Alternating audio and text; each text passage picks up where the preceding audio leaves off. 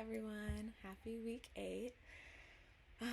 I want to say I've really enjoyed watching everyone's discussions, and I've really been um, just touched by a lot of your stories and your vulnerability. And I feel like I've gotten to know you guys so much more on these little 5-minute videos than I have even in class sometimes. And it's just been really cool to watch them all and get to know you all a little better. So for this week's topic, I am going to talk about my spirituality. I do sort of ascribe to the Christian faith, and I know that there has, just in general, there's a lot of wounds that come from the church and come from religious organizations, and I know that that's definitely present here in this cohort. So I just wanted to say that I'm going to be pretty open about my faith, but I know it can be triggering for people, so absolutely feel free to not watch my video, or just skip this one if I don't know, faith topics do sort of just bring up negative emotion for you. I totally understand that.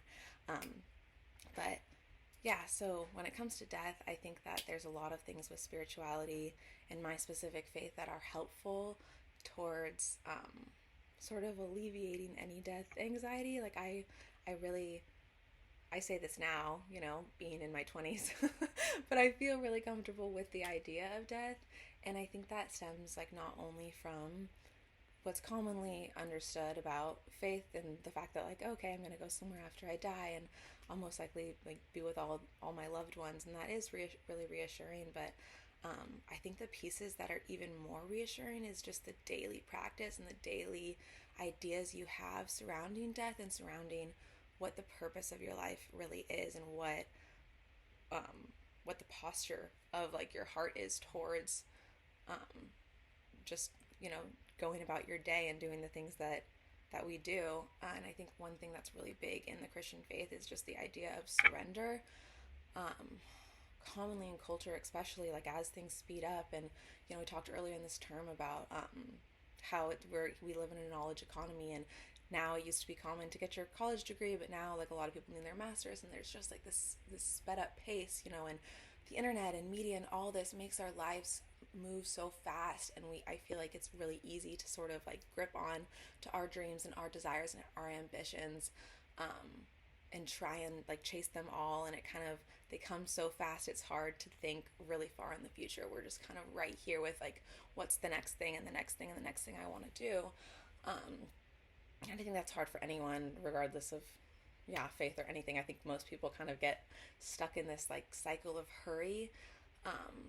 But yeah, one thing with the Christian faith is you're really just tested to stop and surrender and ask God what he has for your life, and what he wants of you. And in the bigger sense, and in just the smaller daily moments, that's definitely a practice for me, where in my morning prayer, I usually close my eyes and have my palms up, and I ask God, my heart, the things that, the passions that you set in me, the things that I desire, the best and the worst of me, but I surrender all that to you.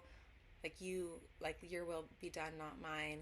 You tell me, with all that knowledge, what you have for me and what really is the best use of my time. And I think that just practice of surrender, on a daily level, on the small things, it makes it really easy when death finally does come around. It's you are sort of well acquainted with this idea of parts of your life not being in your control. When it comes to death, yeah, we all hope that we're going to live a long life, but the reality is it can take us at any moment. And so I think just being somewhat at least conscious of that and having that at the forefront of your mind, and just having this posture of surrender. And also another thing is just realizing how small we are. There's this verse in the Psalms that I actually read this morning, which I thought was relevant, and it said, when I consider your heavens, the work of your fingers, the moon and the stars which you have set in place, what is mankind that you are mindful of them, human beings that you care for them. And I think it's just this realization that, wow, our world and our universe is so big and has been around for so long, and there's so many crazy things that are happening in our universe, and we just even the human species has just been around for such a small fraction of time, but God still loves us, and he knows us all intimately, and he cares for us. He cares to listen to our prayers, and he cares to set us all with this specific passion.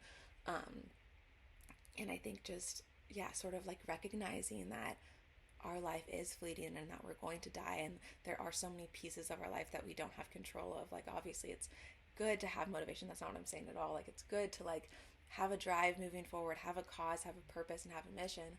But in that, realizing that like there's so much that's out of my control, and the sooner I feel like we come to terms with that, and when that's in sort of the forefront of our mind, we're able to go about our lives kind of, you know, pushing back against hurry a little more, and just like slowing and being really present with our family and being really mindful. And I know one thing that we talked about in class and the lectures is that like at this end of life stage, we're really looking back over our life and examining our life for all that it is. And it can be kind of this anxious moment for a lot of people of like, did I live a life well lived? Like, did I do the things that I wanted to do? Is this the legacy I wanted to leave back behind? And it can be anxious or an anxiety producing experience if you haven't given much thought to that, and this legacy and everything has been sort of unintentional. It can, like, I can imagine how terrifying that would be of like like, did I miss it? Did I do a good job? But on the other side, if you're kind of thinking about this all, like constantly aware of what matters most to you, and your everything comes from that place, out of like intentionality, you're going to get to that stage when you're 80 and you're going to think like, yeah, you're not even really going to have to do that review. You're going to say like, obviously, like everything I did was motivated by the most important things, the characteristics that were most important for me. And it's going to be a lot less anxiety producing, I would assume. Obviously, I don't know, being in my 20s, but I would assume that would just be a lot, like there would be a lot more peace in those moments.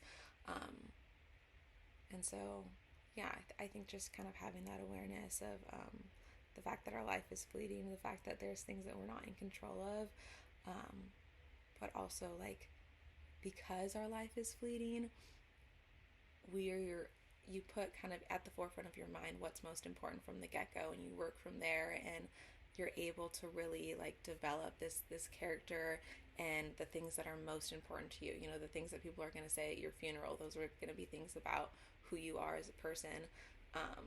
And just being aware of the reality of that. And you know yeah, sorry, lots of thoughts here. I was trying to condense it. This is such a big topic, there's so much here.